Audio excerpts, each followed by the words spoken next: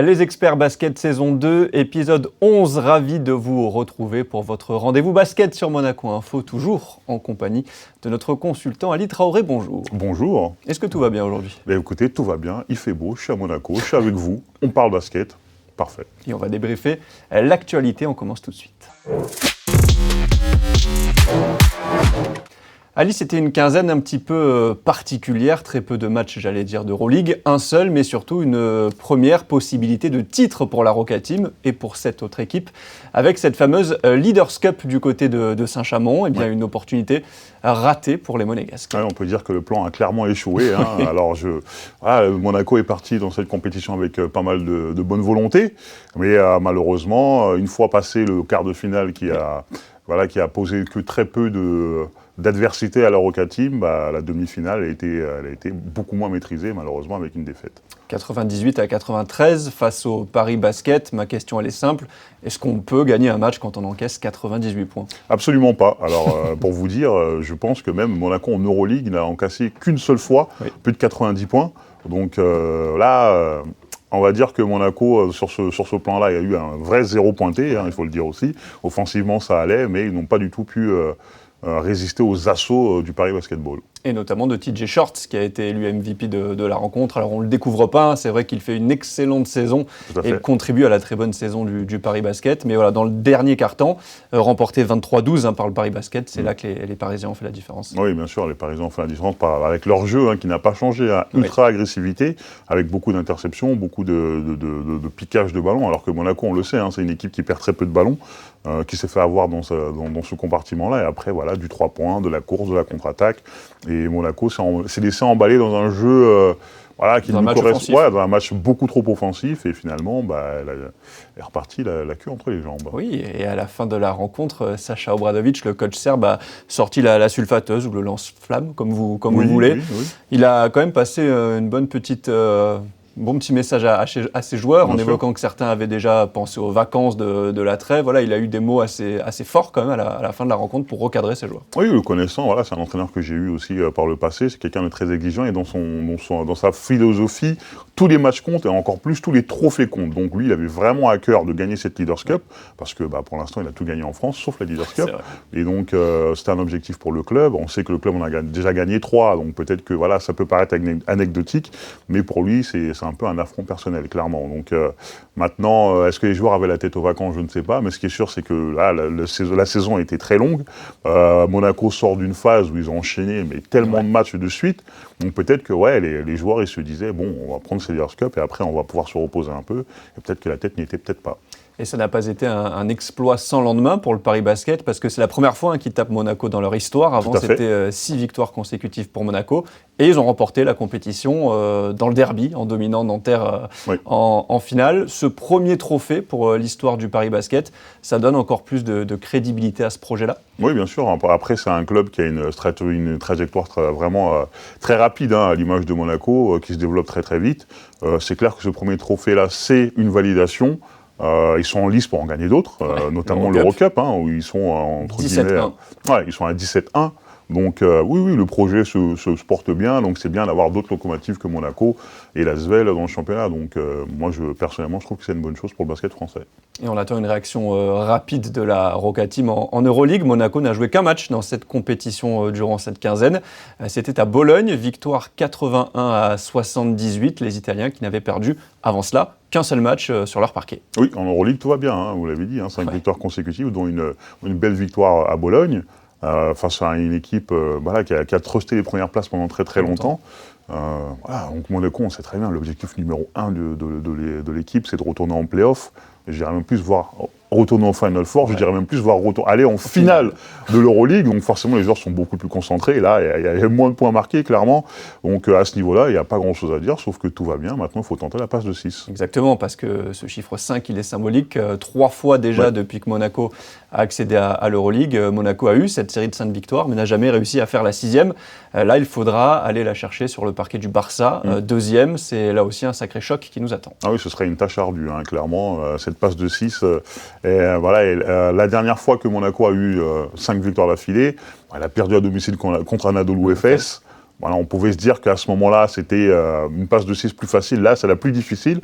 Et maintenant que je commence à connaître cette équipe, on leur a un peu promis l'enfer avec le calendrier terrible qu'ils ont eu. Je sais pas, je sens une belle victoire, moi, à Barcelone. Parce qu'ils réussissent bien, en général, contre les gros aussi. Là, il n'y a pas de problème de motivation dans ces rencontres-là. Ouais, c'est important d'être fort contre les gros. C'est vrai, c'est très bien résumé. Si Monaco l'emporte sur le parquet des Blaugrana, il reviendrait à une victoire de la deuxième place, détenue par les Barcelonais.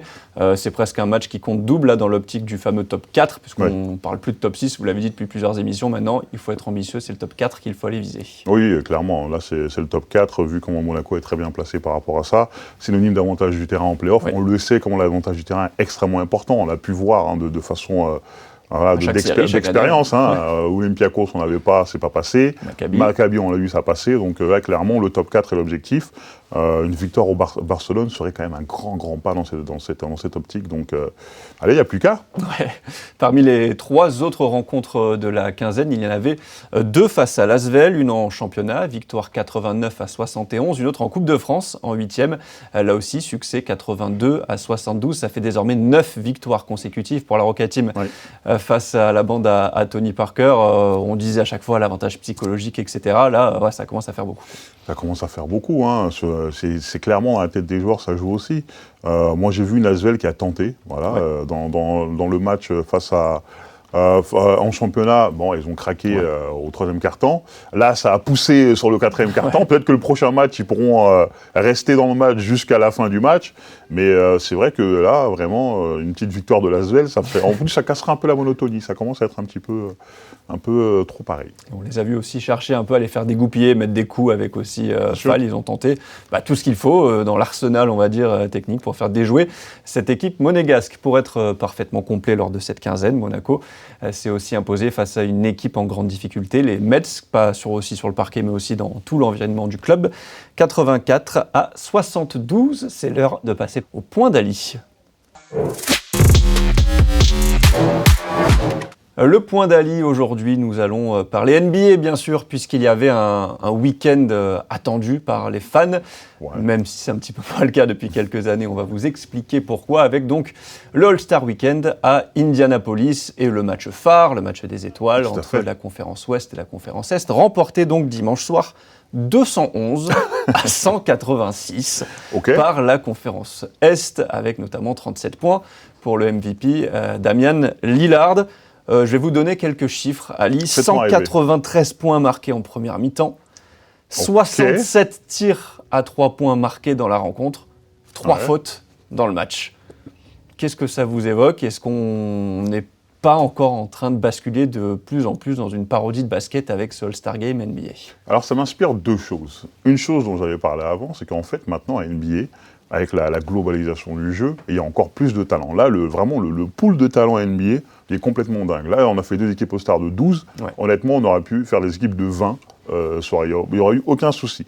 Donc, il y a plus de talent et il y a des règles de l'autre côté qui favorisent l'attaque. Donc forcément, alors on est sur du All-Star Game, on est quand même sur de la caricature, dans le sens où il y a beaucoup moins de défense, mais quand même, c'est symptomatique. Et je me dis que...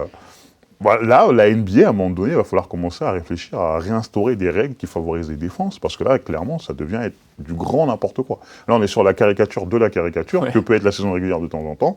Et franchement, moi, perso, je me lève pas la nuit pour regarder ça. 3 fautes sifflées dans le match, le chiffre, il est irréel, honnêtement. Oui. Là, ça veut tout dire. 3 fautes sifflées dans le match, c'est-à-dire que les 3 fautes, c'est un mec qui a trébuché, qui est tombé sur le joueur, ou qui n'a pas fait exprès, qui a laissé traîner une main, quoi. Donc, il n'y avait vraiment aucune volonté de s'opposer à l'adversaire. Excusez-moi, je peux dire un terme un peu... Mais oui, allez-y. C'est dégueulasse. C'est dégueulasse. Il faut dénoncer.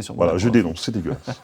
Comment est-ce qu'on pourrait rendre finalement ce All-Star Game attractif ? Moi, je me souviens, il y a 15 ans, on se levait avec les potes pour regarder le match, faire nuit blanche, avant d'aller en cours. Maintenant, ça intéresse plus grand monde. On regarde les commentaires sur Internet aussi. Pas mal de monde est unanime, que ce soit en France, en Europe ou aux États-Unis. Ils ont d'ailleurs changé de formule. Avant, il y avait cette espèce de draft entre les capitaines de chaque équipe qui choisissaient des joueurs. On est revenu à la formule traditionnelle Est-Ouest. Très bien. Est-ce qu'on pourrait faire un Team USA vs Team Monde ? Parce qu'on sait qu'il y a cet antagonisme et cette rivalité. Ça pourrait être redonné. Soit je sais pas, soit ils menacent les joueurs en leur disant les mecs, si vous jouez pas, je sais pas, je vais vous fouetter demain. Non, ou alors peut-être mettre plus d'argent en jeu, ou alors, effectivement, une Team Monde, parce que c'est clairement le cas. Là, actuellement, à NBA, elle est dominée par les joueurs non américains. Donc moi je pense qu'effectivement il me tient un match Team Monde face USA, il y aura une rivalité, il y aura les Américains on est chez nous, on va pas perdre quand même, l'ego, parce que ça joue quand même dans le sport de haut niveau, donc ce serait une piste à ajouter, et rajouter des règles qui favorisent les défenses, non d'une pipe. Mais bien sûr. Concours de dunk, pour en parler rapidement, heureusement j'ai envie de dire que Mac McClung était là pour nous mettre un petit peu de spectacle, parce que là aussi ça a été un petit peu triste, que ce soit du côté des juges d'ailleurs, on a vu des juges des jugements, des notes un peu étranges, notamment sur le premier dunk de McClung qu'on n'avait jamais vu, le plateau même pas en lambeaux, tellement c'était terrible. Ouais. Mais voilà, le concours de dunk, merci Mac McClung. Il faudra déjà faire passer un alcotest aux juges, voir s'ils étaient sobres ce moment-là, j'en suis pas sûr, j'en doute. Et puis le concours de dunk qui était naze, franchement il n'y a aucun intérêt à voir ça. C'est bien que vous dites le terme, parce que voilà. Après clairement c'est dur maintenant de trouver des dunks originaux, parce qu'à peu près tout a été fait. Et quand des joueurs en trouvent un comme McClung sur le premier, il prend un mauvais 46. Donc, voilà. Donc honnêtement, c'était nul, on n'en parle plus. Hop, next. Ce qui était sympa par contre, c'est le concours à 3 points. Tout à fait. Vu là de très belles performances, et notamment ce petit truc sympa qu'on a vu avec, le sniper masculin face au sniper féminin, Stephen Curry face à Sabrina Ionescu. Tout à fait. Alors Sabrina Ionescu, honnêtement, moi, elle m'a impressionné parce qu'elle a fait 26 points, alors pas la ligne à 3 points féminine, mais à la ligne à 3 points, de distance NBA, donc c'est une distance qui est plus éloignée que les distances du basket européen. Elle a fait 26 points, avec 26 points ainsi en face, c'est pas Stephen Curry, qui est le meilleur shooter de l'histoire de la NBA, elle gagne le concours. Avec 26, elle est en finale d'ailleurs du concours masculin, parce que le cut était à 26. Ouais, clairement, donc honnêtement, moi j'ai vraiment beaucoup de respect pour ce qu'elle a fait, et elle est inspirante pour tout ce basket féminin, les petites filles qui regardent et qui rêvent de faire les grandes choses dans le basket, et franchement, bravo. Et moi, je trouve, pour le coup, c'était la seule vraie réussite de ce All-Star Game, en sens, c'est ce concours entre la meilleure shooteuse de l'histoire et le meilleur shooter de l'histoire, et ça se trouve, elle va peut-être le battre un jour, qui sait. Oui, c'est pas vous qui allez dire le contraire, il faut continuer à encourager, à développer le basket féminin. Place à la question du jour. Retour chez nous, mon cher Ali, retour en France, c'est notamment à Monaco et à la Roca Team, puisque, Oleksiy Yefimov, le GM de cette équipe, va avoir quelques petits problèmes à gérer cet été en termes de contrat, et notamment un joueur dont on vante la qualité et le niveau stratosphérique de cette saison, Mike James, qui arrive en fin de contrat. La question, elle est simple, dans la gestion globale des meneurs arrière, faut-il tout faire pour prolonger à tout prix Mike James ? Oui, alors j'ai envie de dire oui. Alors j'aurais pas eu le même discours la saison dernière, clairement. Je me souviens. Mais Mike James sur cette saison, alors peut-être parce qu'il y a un effet de corrélation entre le fait qu'il est en fin de contrat et qui fait que il a envie de signer son dernier contrat. Il l'a dit, ce sera son dernier contrat. Il a 33 ans, donc s'il signe 2-3 ans, ça fait du sens qu'il prenne sa retraite à 35-36 ans. Parce qu'à partir du moment où le corps il commence à couiner, j'en sais quelque chose. Oui. D'ailleurs, j'ai très mal au genou là depuis tout à l'heure. D'accord. Mais clairement, il faut. C'est le meilleur joueur actuellement. C'est le MVP de l'Euroleague. Donc moi perso, que ce soit au niveau sportif, au niveau prestige, d'avoir le MVP de l'Euroleague dans son équipe et de le garder. Ça rajoute du prestige notamment et ça valide encore une fois le projet monégasque. Donc oui, il faut le signer à tout prix. Après, je ne sais pas ce qu'il va donner la saison prochaine, parce qu'une fois que le contrat est sécurisé, ce sera autre chose. Mais là, sur la saison qu'il fait actuellement et son niveau, il faut absolument le garder à la Roca Team. Ça va être un vrai casse-tête quand même pour les dirigeants monégasques, parce que cette base arrière, elle est folle en termes de talent et de densité. Il y a peut-être le cas, j'allais dire, le plus simple à gérer, entre guillemets, ce serait celui de Kemba Walker, où pour l'instant, le pari est perdant sur le terme sportif, même si c'est un super mec de vestiaire et que il apporte beaucoup dans le vestiaire via son expérience. Sur le terrain, il y a peu de minutes et peu d'apports. Après, c'est compliqué pour lui de jouer. C'est Kemba Walker, All NBA, tout ça. Mais il arrive dans une équipe qui fonctionnait très bien déjà, qui a fait le Final Four de l'Euroleague, on l'a dit, qui a gagné la Coupe de France, qui a gagné le Championnat de France, avec un trio de très haut niveau, Okobo, Lloyd et Mike James. Donc, pour trouver des minutes là-dedans, on n'oublie pas aussi Strazel qui pousse derrière, qui pousse très fort. Donc, ça fait beaucoup. Donc, il partait un petit peu et les dés étaient pipés. Donc, moi, perso, j'ai pas envie de l'accabler. Je loue son état d'esprit. Mais effectivement, je pense que la saison prochaine, il ira vers d'autres cieux. C'est possible de garder finalement, donc si on enlève Kemba Walker, cette même base arrière de 4, ce serait pour vous le choix idéal, on garde James, Okobo, Lloyd et Matthew? Si Monaco veut continuer dans ce sens, il n'y a pas de souci. Après, ce qui serait compliqué, c'est pour Matthew, parce que vraiment, il est très très bon en betclic, il joue très peu en Euroleague. Mais moi personnellement, ça ne me choquerait pas que les 3 restent, en sachant que quand les 3 sont là, c'est très très dur pour l'adversaire de stopper la Roca Team. Mathieu Strazel est très jeune, a remporté déjà beaucoup de trophées. Est-ce que c'est pas finalement lui qui aura la décision plutôt que le club? S'il a envie de prendre en main une équipe, c'est le moment peut-être. Ouais, peut-être. Bon, il a 21 ans. Après, c'est vrai qu'il est là depuis très longtemps. Il a commencé à 17 ans. Et vous l'avez dit, il a gagné énormément de titres. Ce sera lui d'avoir une discussion avec le club pour voir si jamais l'un des trois ne part pas, s'il peut avoir un rôle plus élevé. Après, on n'oublie pas qu'il a que 21 ans. Mais franchement, ce sera une discussion à avoir avec le club et lui, quoi. Écoutez, le temps est passé très vite, comme d'habitude, mon cher Ali. Merci pour tous ces éclairages. Merci à vous. Et puis la semaine prochaine, vous le savez, vous retrouvez les experts foot et nous, on se dit à dans 15 jours.